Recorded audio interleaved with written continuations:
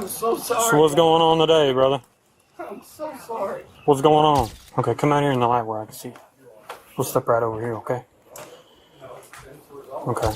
I don't really know. Whenever I got home, she was just kind of screaming and mad at my dad. And I don't know what I did, but she kept saying, I know what I did.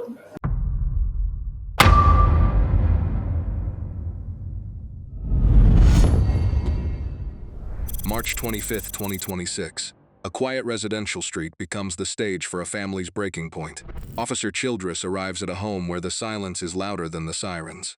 Inside, a father is trembling. A 14-year-old girl is hiding in her room, and the primary suspect? She's already fled the scene. "I can't do this," the father whispers to the officers. He's not talking about the investigation. He's talking about 17 years of a secret life. The police find a fresh injury on a child's face, a jagged scratch that tells a story of a violent outburst. But as the investigation unfolds, the father makes a startling confession about an AI tool he was using during the assault, and a key twist that would change the legal trajectory of the entire night. Tonight, the family secret isn't just a metaphor. It's documented on a digital ledger. It's going to be a 2015 Orient there. I'm so sorry. So what's going on today, brother? I'm so sorry. What's going on? Y'all gonna have to talk to my daughter. I can't do this. Okay, where's your daughter I at? can't do this. Okay, where's the room at? I ain't To never the been left, in the I'm house. sorry. Okay. I can't do this. Just this room right here? Yes, sir. Okay. Hi, My daughter told me. I'm Officer Childress. So what's going on? My mom's just really drunk. She's feeling. Okay. When Officer Childress enters the residence, he immediately establishes tactical dominance. He isn't just looking for a suspect. He is scanning for what law enforcement calls exigent circumstances.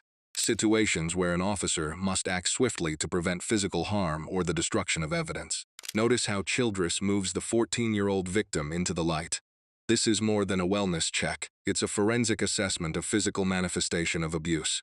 Under many state statutes, official source not specified, officers are mandated to make an arrest in domestic situations where there is visible evidence of injury, regardless of whether the victim wants to press charges. This is known as mandatory arrest policy.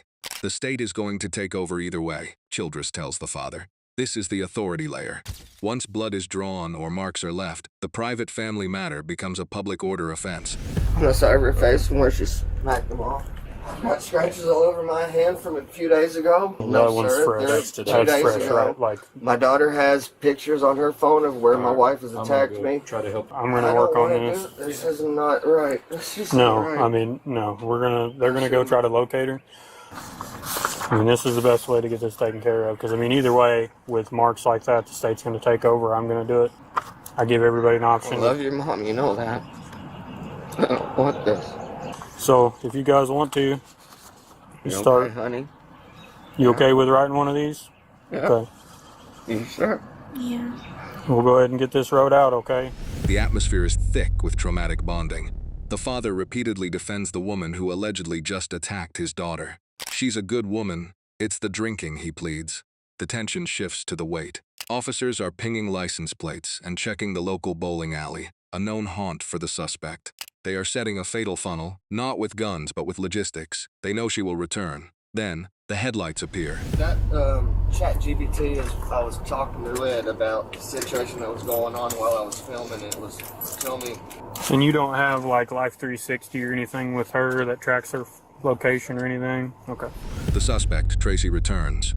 She attempts a deflection tactic, claiming her daughter simply lost her phone. But Officer Childress has already seen the black eye. He has already seen the scratches. The key twist. As Tracy is being handcuffed, she pleads for her husband and daughter to tell them this isn't right. But the twist isn't her arrest. It's the evidence. The father reveals he was using ChatGPT during the actual incident to seek real-time advice on how to protect his daughter while the assault was happening.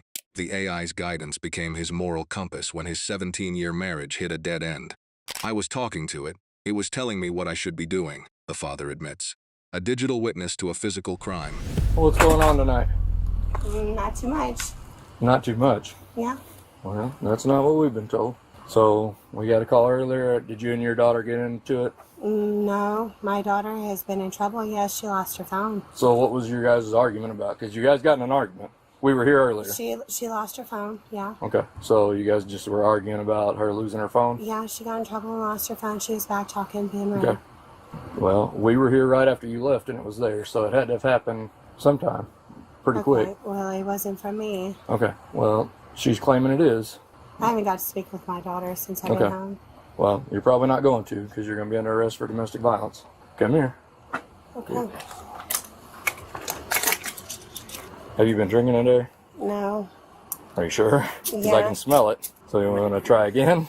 I mean, you were in your car, so you're not getting a DUI, even though I saw you park it. So, I mean, I saw the lights on it. So, but this is, I mean, they gave us statements. I'll be My honest with daughter? you. Yep. And she's got, I mean, it's a giant scratch on her face. On my daughter? Yes. That's why you're going to jail tonight. Okay, can I please speak with my daughter? I can go ask them if she Yes. wants to talk Yes, to you, please. but no. Please. Tracy was charged with domestic battery and child endangerment. Despite her husband's pleas to take the blame, the law recognizes that a victim's forgiveness does not erase a perpetrator's actions. As she is placed in the back of the cruiser, she remains beyond toasty, a law enforcement slang for extreme intoxication. She narrowly avoided a DUI, but she couldn't avoid the 72-hour no-contact order. Viewer jury, closing question. The father in this video was willing to sacrifice his life to protect his wife from jail, even after she harmed their child. At what point does loyalty become complicity? Should the state have the power to arrest someone if the family begs them not to?